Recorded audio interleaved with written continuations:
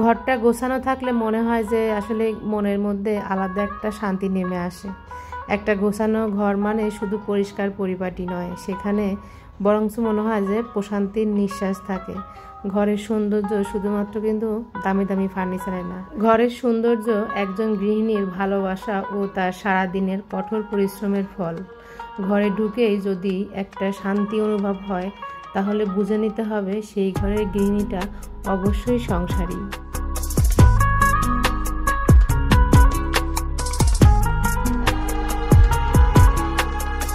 Hello everyone, আসসালামু আলাইকুম। আমি শারমিন চলে এলাম আপনাদের মাঝে শাহস মাম ওয়ার্ল্ডের থেকে নতুন দিনে আরেকটি ব্লগ শেয়ার করার জন্য। যে যেখান থেকে বসে আমার এই ব্লগ ভিডিওটি দেখবেন বা দেখছেন, সবাই আল্লাহ পাকের অশেষ রহমতে অনেক বেশি ভালো আছেন, সুস্থ আছেন। আলহামদুলিল্লাহ, আমি আমার পরিবার নিয়ে বেশ ভালো আছি, সুস্থ আছি।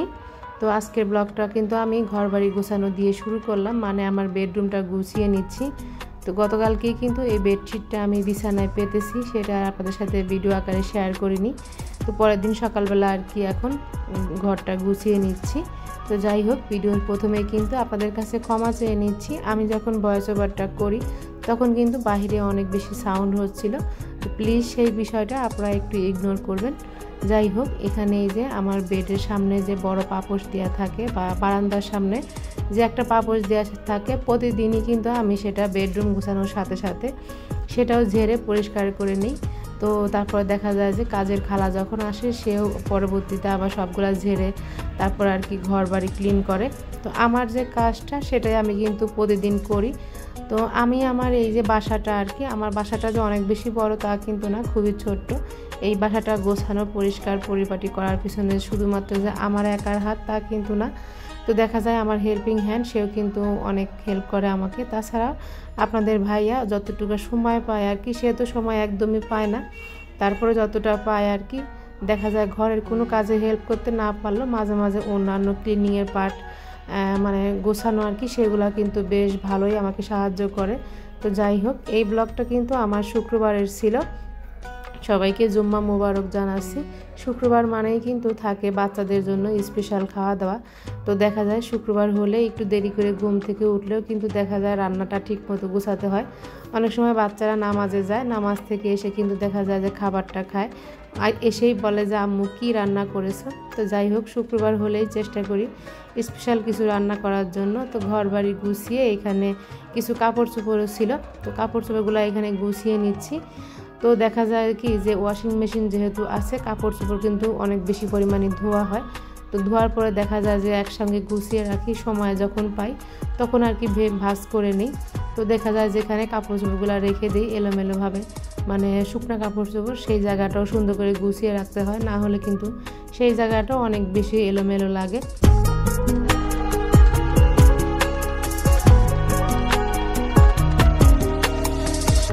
আর আমার কাছে মনে হয় যে বেডরুমের বেডশিটটা অবশ্যই টান টান থাকতে হবে, মানে শান্তির একটা ঘুমের জন্য।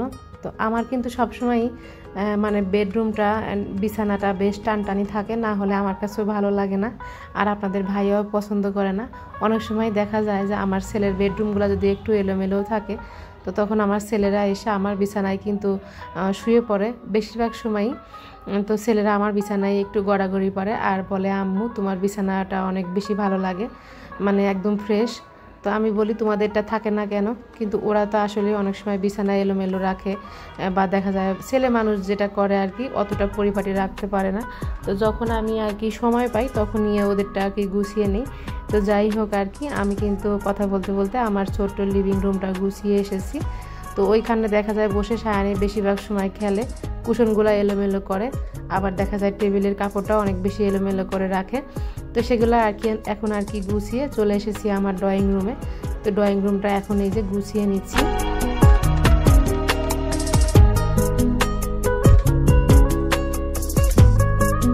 এই যে ঘর বাড়ি গুছিয়ে পরিষ্কার পরিপাটি রাখি, এর পিছনে কিন্তু প্রত্যেকটা গৃহিণী অনেক বেশি ভালোবাসা থাকে, মায়া থাকে, কষ্টও কিন্তু কম থাকে না। একটা ঘরে ঢুকেই যদি দেখা যায় ঘরটা অনেক বেশি এলোমেলো, তাহলে কিন্তু একদম ভালো লাগবে না। আমার তো মনে হয় যে যদি কোনো ঘরে যাই, সেখানে যদি দেখি যে এলোমেলো, আমার কিন্তু সেখানে একদম মন টিকে না চারপাশে তাকিয়ে দেখে। তো তো যাই হোক আর কি, যে ঘরে আসলে একটু দেখা যায় গোছানো পরিপাটি, তো সেখানে কিন্তু ভালো লাগে। তো একটা ঘর কিন্তু গোছানো পরিপাটি থাকলে মনে হয় যে আসলে সেই ঘরের গৃহিণীটা অবশ্যই সংসারী, সে কিন্তু ভালোবেসে তার সংসারটাকে পরিপাটি করে গুছিয়ে রাখে। তো এমনটাই আমার কাছে আর কি মনে হয়। তো যাই হোক, এখন এই যে ড্রয়িং রুমটা আমি গুছিয়ে নিলাম। মেন দরজা দিয়ে ঢুকে কিন্তু প্রথমে আমার ড্রয়িং রুম দিয়ে ঢুকতে হয়। তো আমি সবসময় চেষ্টা করি ড্রয়িং রুমটা একটু বেশি গোছানো পরিপাটি বা পরিষ্কার রাখার জন্য। এটা আসলে মনের শান্তি। কেউ যদি হঠাৎ করে চলে আসে তো তখন দেখবে যে আমার ড্রয়িং রুমটা এলোমেলো, তখন কেমন লাগবে। বাহিরের গেস্ট এসে কিন্তু বেশিরভাগ সময় আমার ড্রয়িং রুমটাই বসে। তো দেখা যায় যারা আর কি একদম নিকটস্থ আত্মীয় স্বজন বা লোকজন আসে, তারা এসে হয়তো আমার ডাইনিংয়ে বা আমার ফ্যামিলির লিভিং রুমে ওখানে কিন্তু বসে। তো যাই হোক, সেটা আসলেই যেটাই হোক আর কি সমস্যা হয় না। কিন্তু ড্রয়িং রুমটা আমি চেষ্টা করি সবসময়ই মানে গুছিয়ে রাখার জন্য।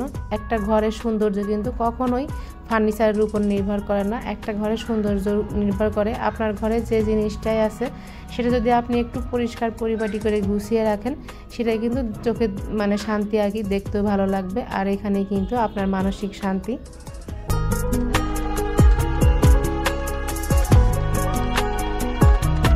এখন যেহেতু বৃষ্টির দিন, দেখা যায় দুদিন যদি টানা বৃষ্টি হয়, আবার দু একদিন হয় না। যখন বৃষ্টি হয় না তখন কিন্তু মাটি শুকিয়ে যায়, আর মাটি শুকিয়ে গেলে কিন্তু দেখা যায় ধুলাবালিও ওড়ে। তো দেখা যায় ধুলাবালি এসে ফার্নিচারগুলো একদম সাদা হয়ে যায়। তো রোজ মুছলে রোজই দেখা যায় একই অবস্থা, হাত দিয়ে যখনই টান দেই তখনই দেখা যায় ধুলার আস্তরণ পড়ে আছে। প্রতিদিন দেখা যায় যে মোছার সময়ও পাই না, আবার না মুছলেও ভালো লাগে না। একদিন না মুছলে পরের দিন মনে হবে যে আমি জীবনেও মনে হয় কখনো ফার্নিচার মুছি না। তো যাই হোক, আপনাদের ভাইয়া কিন্তু মাঝে মাঝে বলে সারাদিন শুধু কিন্তু মোবাইলই টেপো, মানে মানুষের ভিডিওই দেখো, নাকি ঘর বাড়ি একটু ক্লিন করো। তো যাই হোক, কী আর বলার, সে তো বলবেই তার কথা। তাকে আমি মাঝে মাঝে বলি যে আমি যেটা করি সেটা তুমি একদিন করে দেখাও কেমন লাগে। তো যাই হোক আর কি, এর আগের ভিডিওতে শেয়ার করেছিলাম যে কিছু ঘর সাজানোর জিনিস কিনেছি। তো আজকে এই যে মানে ফ্লাওয়ারটা আর কি, কী বলে এটা, ফুলের জার, তো ওইটা এখন দিয়ে দিলাম ল্যাম্পশেটের নিচে। তো নামটা আসলে বলতে পারছি না। আর যে ঝুল ঝাড়া বা ফার্নিচার ক্লিন করা যে ঝাড়ুটা বা এই যে নিয়েছিলাম, তো এটা কিন্তু মনে হচ্ছে যে বেশ ভালো। আমি কিন্তু এই যে ডিজাইনগুলো এখন ঝেড়ে নিচ্ছি।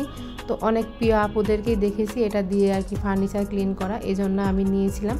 তো এটা বেশ ভালোই, মানে যে ফার্নিচারগুলোর ডিজাইন আছে, চিপা চাপা আছে আর কি, সেগুলো দিয়ে বেশ ভালোই ক্লিন হবে। তবে একটা জিনিস খেয়াল করেছি যে ফুলের উপরে দিলে, মানে এই যে আর্টিফিশিয়াল ফুলের উপরে দিলে ফ্লাওয়ারের যে ধার ধার একটা ভাব আছে, ওটার মধ্যে কিন্তু এই সুতাগুলো আটকে থাকে। তো এরকম একটা প্রবলেম হচ্ছে। তো যাই হোক আর কি, তো এটা দেখলাম যে দূর থেকে বা চিপা চাপা যে জায়গা আছে সেখান থেকেও আর কি ময়লাটা মুছে পরিষ্কার করা যাবে। তো আমার কাছে মনে হচ্ছে 2 দিন ইউজ করে বেশ হেল্পফুল আর কি এই ব্রাশটা।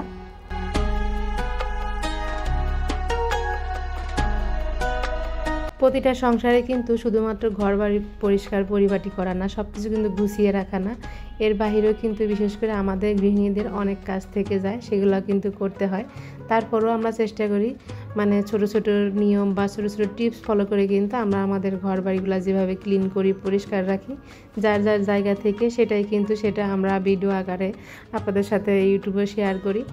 তো আপনাদের ভাইয়া যদি দেখে যে ঘর বাড়ি একটু এলোমেলো, তখন কিন্তু কথা শোনাতেও মানে একটু চিন্তা করে না। আবার যদি দেখে যে শুধু ঘর বাড়ি ক্লিন করি, সব কিছু গুছিয়ে রাখা দেখে, তখন শুধু বলবে যে এইগুলাই শুধু করো, বাচ্চাদের দেখো না, বাচ্চাদের পড়াশোনা করাও না, মানে যেদিকে যাব সেদিকেই জ্বালা। তো যাই হোক, সে এভাবে করে বলে, তখন কিন্তু অনেক বেশি খারাপ লাগে। তো তখন দেখা যায় যে আমার কাছে মনে হয় যে আমার বাসায় ঢুকে যদি কেউ বলে বাসাটা সুন্দর পরিপাটি গোছানো যা আছে আর কি, তখন কিন্তু নিজের মনের কাছে ভালো লাগে। তো আবার দেখা যায় এদিক থেকে হাজব্যান্ডও কিন্তু মানে বেশি পরিষ্কার পরিপাটি থাকলে বলে এগুলা করতে হবে না, আমার বাচ্চাদের দিকে সময় দাও, তো এভাবে বলে। আবার হেসে যখন আমি বকা দিই বা কিছু বলি, তখন আবার বলে যে ঘর সংসার সবই তো তোমার, তুমি যেভাবে রাখবা সেভাবেই তো চলবে। তো এরকমভাবে তখন আবার বলে। তো যাই হোক, ঘরের সব কাজ কিন্তু গুছিয়ে এখন চলে এসেছি রান্নাবান্না করতে। আর আজকে কিন্তু শুক্রবার ছিল, শুক্রবারের দিনের স্পেশাল রান্নাবান্না করে নিচ্ছি। তো এখানে হচ্ছে সাদা পোলাও রান্না করব।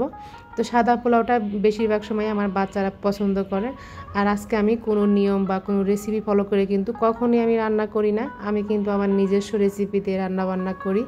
দেখা যায় যে অন্য কারো রেসিপি দেখে যদি রান্নাবান্না করতে যাই, তাহলে মানে অনেক উপকরণ লাগে, অনেক সময়ও লাগে।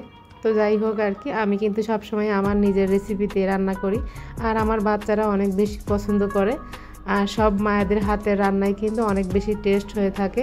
তো আমার কাছে যেমন আমার মায়ের রান্না অনেক বেশি স্বাদের হয়, তো আমার বাচ্চাদের কাছেও কিন্তু আমার রান্নাটা অনেক বেশি মজার হয়। ওরা কিন্তু মজা করে খায়, সব শেষে বলে যে আম্মু খাবারগুলো অনেক মজা হয়েছে। তো আপনাদের ভাইয়া মাঝে মাঝে বলে যে লবণ বেশি হয়েছে, মরিচ কম হয়েছে, ঝাল কম হয়েছে, তো এরকম বলে। তো আমি বলি কি যে আমার কলিজাটা কেটে যদি তোমাকে দেই তারপরে তুমি বলবো লবণ কম হয়েছে, এটা হচ্ছে তোমার মুদ্রা দোষ, তুমি একটা কোনো কিছু দোষ বের করবাই খাবারে। যাই হোক, সে হচ্ছে এরকম বলে, জানি না এটা আসলে কেন বলে, কিন্তু তাছাড়া কিন্তু সবাই বলে যে না রান্না বান্না ভালোই করতে পারি। তো যাই হোক, স্বামীর কিন্তু গুণগানও গেলাম, একটু বদনামও করলাম। তো প্লিজ আপনাদের কাছে খারাপ লাগলে ইগনোর করবেন। তো এখানে দেখেন আমার কিন্তু একদম ধবধবা সাদা পোলাওই হয়েছে।